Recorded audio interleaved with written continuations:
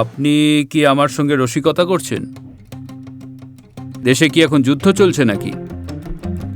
রসিকতা জিনিসটা আমার পছন্দ নয়। ঢাকায় ডেড বডি নিয়ে আমি করবটা কি? ঝামেলা বুঝতে পারছেন? এখন যান, ব্যবস্থা করুন।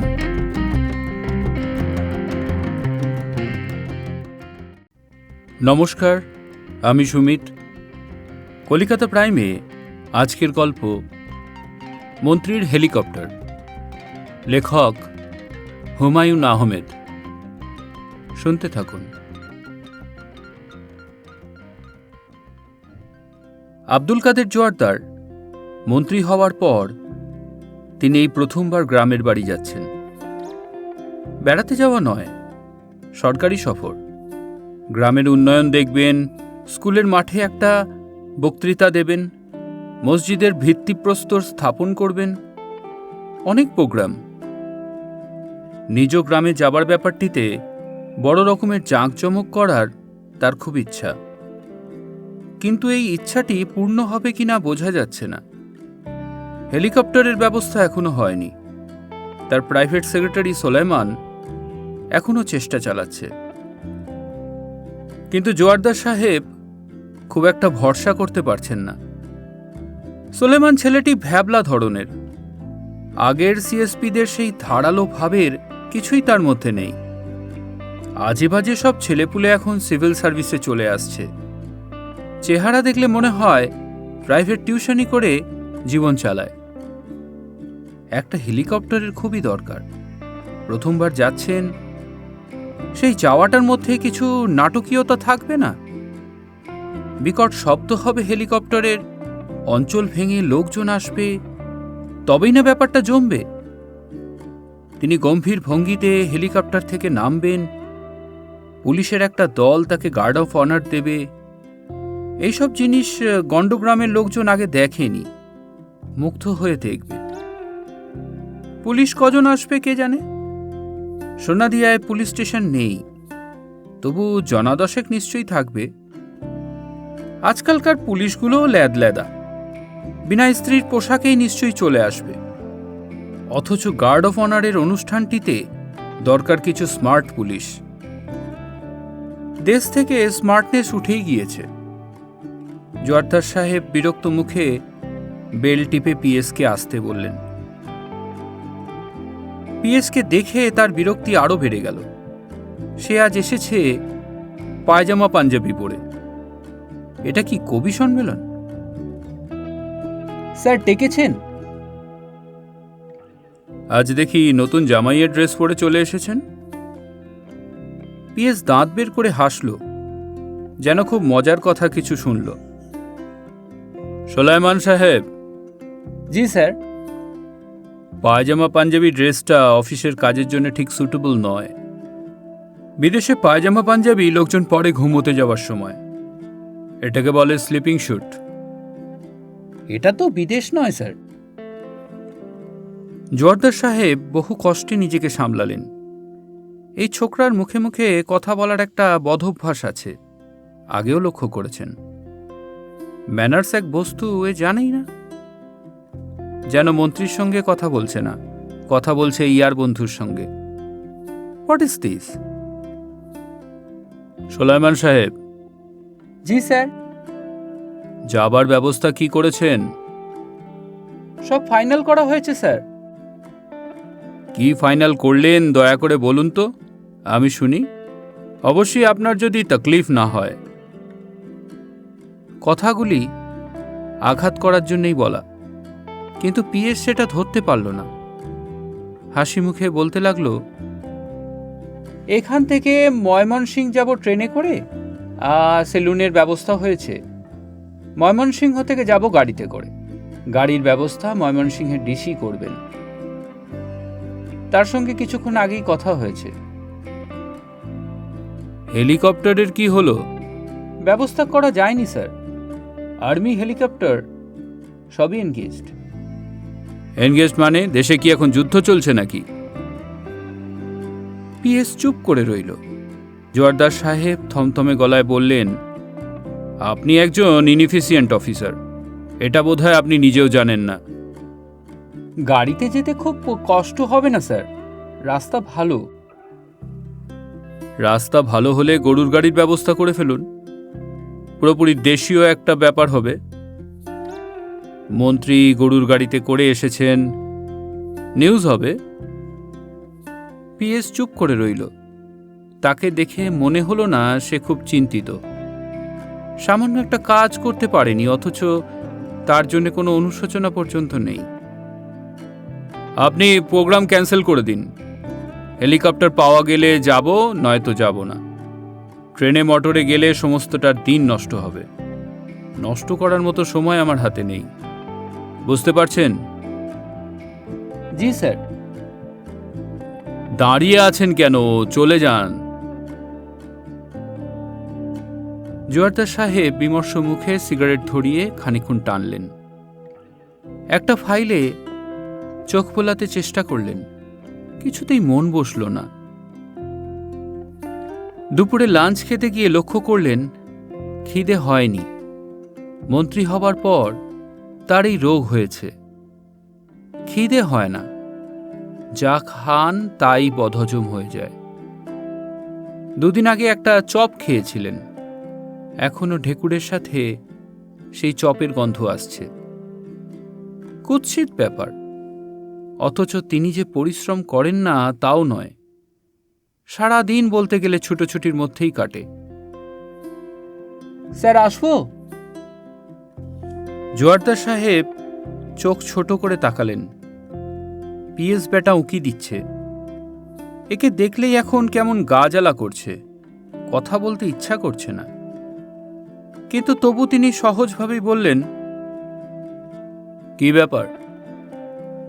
হেলিকপ্টার জোগাড় হয়েছে স্যার, সিভিল এভিয়েশনের। Very good. প্রোগ্রাম তাহলে স্যার ঠিক রইল, বিকাল 4টায় রওনা দেব, ফিরব 6টায়। ঠিক আছে। আর কোনো মেসেজ কি স্যার দিতে চান? দাঁড়ান, চিন্তা করে দেখি। আপনার খাবার খাওয়া হয়েছে? জি না, এখন গিয়ে খাবো। আমার সঙ্গে বসে পড়ুন, খাবার যথেষ্টই আছে, খেতে খেতে ডিসকাস করা যাবে। নাকি কোনো অসুবিধা আছে? জি না স্যার, অসুবিধা আবার কি? পিএস ছেলেটিকে এখন আর সেরকম খারাপ লাগছে না। লম্বা এবং ফর্সা চেহারার কারণেই হয়তো পায়জামা পাঞ্জাবিতে সুন্দর মানিয়েছে। তার মেয়েগুলির জন্য এরকম ছেলে পাওয়া গেলে ভালো হতো, কিন্তু মন্ত্রী হবার আগেই সবকটি মেয়ের বিয়ে হয়ে গেছে। এলেবেলে ধরনের বিয়ে, কাউকে বলার মতো কিছু না। ইস, আর কটা দিন যদি অপেক্ষা করা যেত। সুলাইমান সাহেব। জি স্যার। আপনি হয়তো ভাবছেন আমি হেলিকপ্টার দিয়ে গ্রামের লোকেদের ভড়কে দিতে চাই, একটা কায়দা করতে চাই। আমি এরকম কিছুই ভাবিনি স্যার। ভাবলেও কোনো ক্ষতি নেই, কারণ আসলেই আমি একটু কায়দা করতে চাচ্ছি। গ্রামের লোকজন এসব জিনিস খুব পছন্দ করে।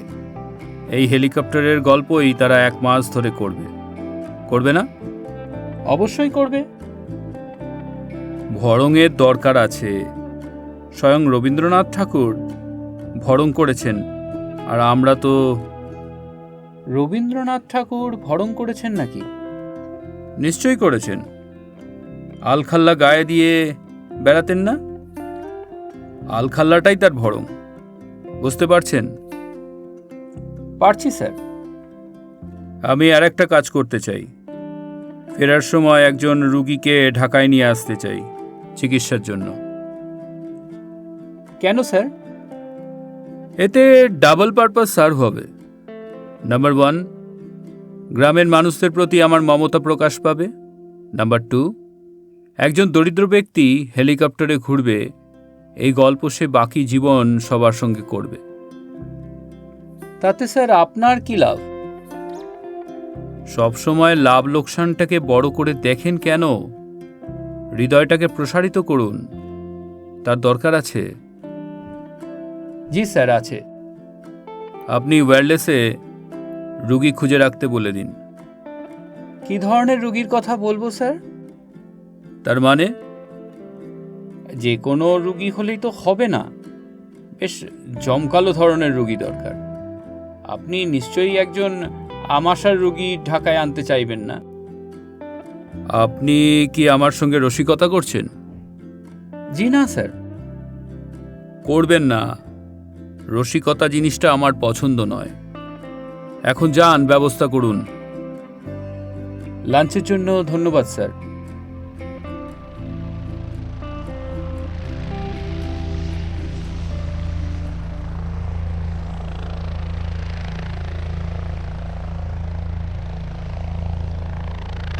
ব্যবস্থা ভালো হলো।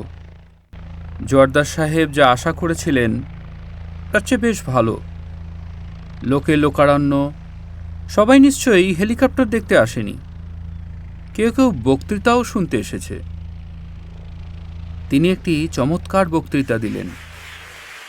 ঘন ঘন তালি পড়ল। পায়ে হেঁটে পরিচিত অপরিচিত অনেক বাড়িতে গেলেন। স্কুলের স্যারেদের পা ছুঁয়ে সালাম করলেন। এই দুর্লভ সম্মানে স্যার অভিভূত হলেন। একজন তো কেঁদেই ফেললেন। গ্রামের মাতব্বর শ্রেণীর কিছু লোক ব্যান্ড পার্টি নিয়ে এসেছিলেন। তারা সারাক্ষণই বাজাতে লাগলো। হলুদ বাটো, মেহেন্দি বাটো, বাটো ফুলের মৌ। তারা এই একটি সুরই জানে। জোয়ারদার সাহেব বড়ই খুশি হলেন। ফিরতি পথে হেলিকপ্টারে ওঠার সময় দেখলেন একজন রুগীকেও তোলা হয়েছে। রুগীর মা সঙ্গে থাকার জন্যে কান্নাকাটি শুরু করেছিল, কিন্তু জায়গার টানাটানি। জোয়ারদার সাহেব ধরা গলায় বললেন, কোনো চিন্তা করবেন না মা, দায়িত্ব আমার। মনে করুন আমিও আপনার এক ছেলে। এই বলে তিনি আশেপাশে তাকালেন। তার ধারণা ছিল একটা হাততালি পাবেন, তা পেলেন না। সম্ভবত হাততালি দিতে দিতে লোকজন ক্লান্ত হয়ে পড়েছিল।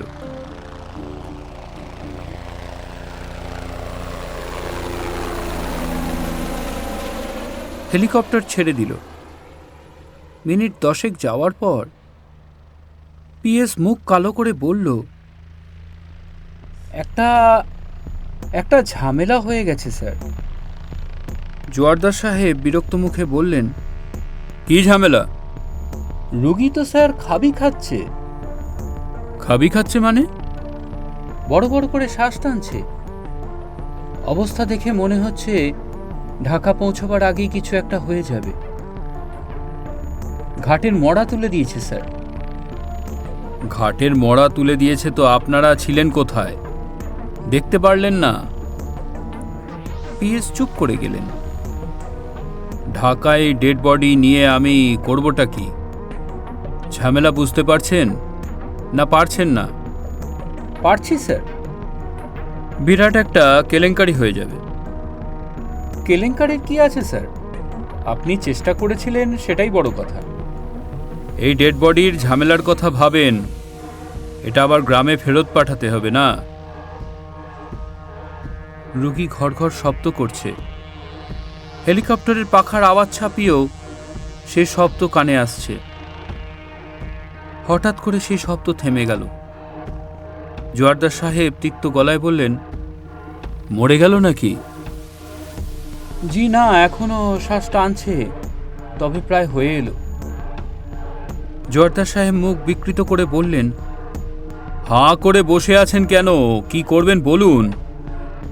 আমরা বরং আবার গ্রামেই ফিরে যাই, ঝামেলা নামিয়ে দিয়ে আসি। বললেই হবে অবস্থা খুব খারাপ দেখে মা বাবার কাছেই ফিরিয়ে নিয়ে এলাম। মৃত্যু মায়ের কোলে হওয়াই ভালো। যা ভালো বুঝেন করেন, আপনাদের ওপর নির্ভর করাটাই বোকামি। হেলিকপ্টার আবার নামলো স্কুলের মাঠে। রুগী মারা গেল তারও কিছুক্ষণ পর। নামাজে জানাজার শেষে মন্ত্রী সাহেব অসাধারণ একটি বক্তৃতা দিলেন। অনেকেই কেঁদে ফেলল। ফেরার পথে তিনি পিএসকে বললেন, প্রোগ্রামটা শেষ পর্যন্ত ভালোই হয়েছে, কি বলেন? সব ভালো যার শেষ ভালো।